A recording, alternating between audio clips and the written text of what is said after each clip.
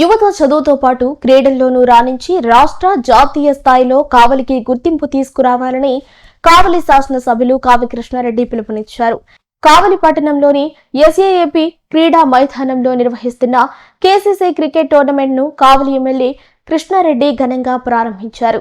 ముఖ్య అతిథిగా విచ్చేసిన ఎమ్మెల్యే కృష్ణారెడ్డికి కేసీసీ కమిటీ సభ్యులు సిద్ధు, క్రీడాకారులు, పార్టీ నాయకులు ఘన స్వాగతం పలికారు. అనంతరం ఎమ్మెల్యే పిల్లలతో సరదాగా క్రికెట్ ఆడారు. ఈ సందర్భంగా ఎమ్మెల్యే మాట్లాడుతూ చదువు ఎంత ముఖ్యమో క్రీడలు కూడా అంతే అవసరమన్నారు. కేసీసీ అధ్యక్షులు సిద్ధు యువతకు అవకాశాలు కల్పించడంలో ఆయన చేస్తున్న కృషి అభినందనీయమని అన్నారు. ఈ కార్యక్రమంలో కేసీసీ కమిటీ సభ్యులు, క్రీడా అభిమానులు, పార్టీ నాయకులు, స్థానిక యువత పెద్ద సంఖ్యలో పాల్గొన్నారు. ఈ రోజు నుంచి వచ్చే నెల 18వ తేదీ వరకు దాదాపు 20 రోజుల పాటు 80 టీములు లీగ్ మ్యాచ్ల రూపంలో ఆడించి ఫైనల్గా 18వ తేదీ జనవరి 18వ తేదీన అందరికీ బహుమతులు ఇచ్చేటువంటి కార్యక్రమానికి శ్రీకారం చుట్టారు నిర్వాహకులు. కావలి నియోజకవర్గంలో ఉన్నటువంటి 4 మండలాలు, జలదింగ మండలము, కావలి పట్టణము కలిపి ఈ రోజున 80 టీములతో ఈరోజు ఇక్కడ కోలాహలంగా ప్రారంభించడం జరిగింది. ఈ సందర్భంగా కావలి ప్రజానీకానికి, కావలి ప్రాంతంలో ఉన్న ప్లేయర్స్ అందరికీ కూడా ధన్యవాదాలు తెలియజేస్తూ జనవరి 1 అదేవిధంగా సంక్రాంతి వస్తున్నటువంటి తరుణంలో అన్ని కాలేజీలు కూడా సెలవులు ఇవ్వటం, ఎంప్లాయీస్ అందరూ కూడా ఇళ్లకు వచ్చేటువంటి టైంలో ఈ టోర్నమెంట్లు అందరికీ కూడా ఆహ్లాదకరమైనటువంటి పరిస్థితిని ఏర్పరుస్తాయని, ఈ ప్లేయర్స్ అందరూ కూడా చాలా కాంపిటేటివ్ స్పిరిట్స్తో ఆడుతున్నప్పుడు గ్యాలరీలో చూసేవాళ్ళు కూడా ఎక్కువ మంది వచ్చి తిలకించడం గత సంవత్సరం కూడా చూడటం జరిగింది. ఇది అందరికీ కూడా ఆనందాన్ని ఇచ్చేటువంటి కార్యక్రమం.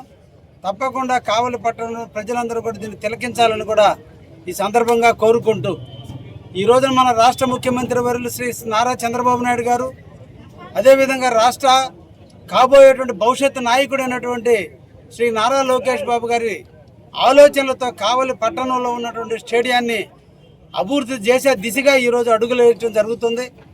ముఖ్యంగా గతంలో ఇక్కడ ఏర్పాటు చేసినటువంటి ఈ బిల్డింగులన్నీ కూడా నిరుపయోగం అయిపోతే మళ్ళా ఈ మంచి ప్రభుత్వం శ్రీ నారా చంద్రబాబు గారు ముఖ్యమంత్రి అయిన తర్వాత వారి దృష్టికి తీసుకెళ్లటం, దానికి సంబంధించినటువంటి మంత్రివర్యులైనటువంటి రాంప్రసాద్ రెడ్డి గారిని స్టేడియంలో వచ్చి తిలకించేటట్టు చేయటం, శాప్ అధ్యక్షుడు రవినాయుడు రావటం, ఇవన్నీ జరిగిన పరిమిళ ఈ రోజున స్టేడియానికి 2,83,00,000 రూపాయల నిధులు మళ్ళా వెచ్చించడం జరిగింది. దానికి సంబంధించినటువంటి టెండర్లు కూడా పిలవటం జరిగింది. అతి తొందరలో ఇక్కడ ఆగిపోయినటువంటి బిల్డింగులన్నీ కూడా పూర్తి చేసి ఇండోర్ గేమ్స్ని ఆడుకునే విధంగా, కావలి పట్టణంలో ఉన్నటువంటి ప్లేయర్స్ అందరూ కూడా ఇక్కడ సభ్యులుగా ఉండి ఆడుకునే విధంగా దాన్ని కూడా తొందరలోనే ప్రారంభించడం జరుగుతుందనే విషయాన్ని కూడా కావలి ప్రజానీకానికి తెలియజేస్తూ, అదేవిధంగా ఈ స్టేడియంలో చాలామంది వాకర్స్ ఉదయం పూట, సాయంత్రం పూట వాకర్స్ రావటం జరుగుతుంది.